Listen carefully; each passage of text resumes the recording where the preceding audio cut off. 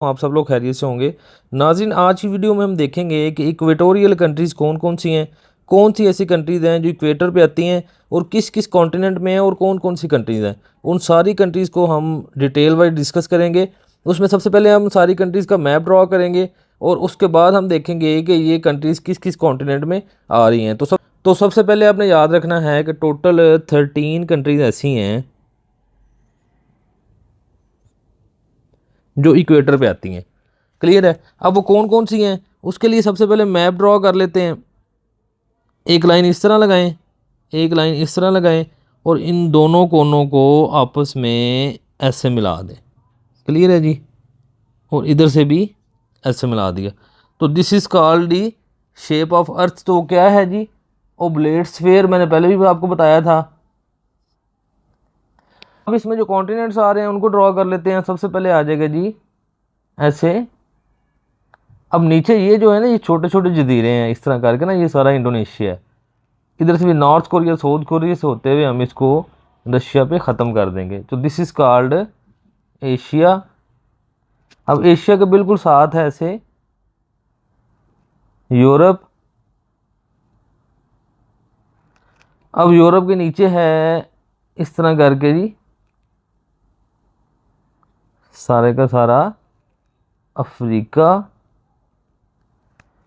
Waste में आ जाएं तो ये सारा हिस्सा जो है ये आइसलैंड है और आइसलैंड के वेस्ट में है ये सारे का सारा नॉर्थ अमेरिका। क्लियर है। North America. अब नॉर्थ अमेरिका के नीचे है इस तरह करके जी साउथ अमेरिका। South America. इधर आ जाएं तो आ जाता है जी ऑस्ट्रेलिया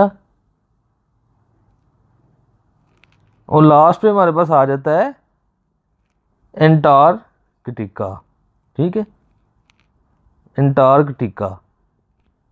अब अगर हम अर्थ के बिल्कुल सेंटर में से एक लाइन खींचें इस तरह करके, तो ये लाइन जो है इसे हम कहते हैं इक्वेटर।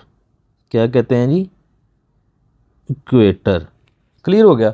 दूसरा आपने याद रखना है कि ये 0 डिग्री लैटिट्यूड पे होती है। ठीक है, 0 डिग्री। क्लियर हो गया। अब ये जो दरमियान में बिल्कुल अगर इसको दूसरी साइड से अगर हम ड्रॉ करें तो ये जो लाइन आएगी इसे कहेंगे जी मेरिडियन। इसमें अगर आप गौर से देखें तो जो इक्वेटर है वो 3 कॉन्टिनेंट्स में से गुजर रहा है। सबसे पहले आपने याद रखना है कितने कॉन्टिनेंट्स में से? 3 कॉन्टिनेंट्स। क्लियर है। ये 3 कॉन्टिनेंट्स में से गुजर रहा है। कौन कौन से हैं? पहले तो अफ्रीका, फिर एशिया और फिर साउथ अमेरिका। वैसे अगर देखा जाए तो पहले साउथ अमेरिका में से गुजर रहा है, फिर अफ्रीका में से गुजर रहा है, फिर एशिया में से गुजर रहा है। तो अब साउथ अमेरिका से शुरू करते हैं कि साउथ अमेरिका में किन किन कंट्रीज़ में से ये गुजर रहा है। ट्रिक कौन सा है इसमें वो भी मैं साथ आपको बता देता हूँ। 3 कंट्रीज़ हैं, उनको आपने याद ऐसे करना है कि बी, सी एंड ई। ये 3 कंट्रीज़ हैं। B for Brazil, C for Colombia and E for Ecuador. Clear हो गया। ये 3 कंट्रीज आ गई जी साउथ अमेरिका के अंदर से। अब अगर हम आ जाएं अफ्रीका के अंदर तो फिर आपने ये भी एक एमसीक्यू जाता है कि जो सबसे ज़्यादा कंट्रीज़ हैं वो किस कॉन्टिनेंट में हैं। इक्वेटोरियल कंट्रीज़ तो वो अफ्रीका के अंदर हैं। कौन कौन सी हैं उनको याद करने का एक ट्रिक है। आपने एक लाइन याद करनी है GCC UKSS। क्लियर है।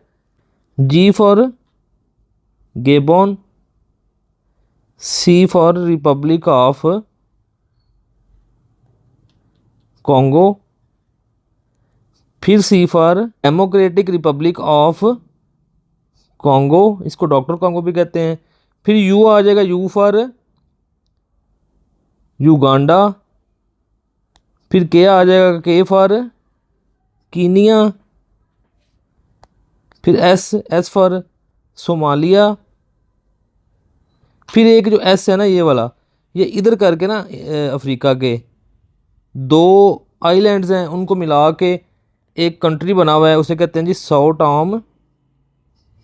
सो टॉम एक आइलैंड है एंड प्रिंसिप।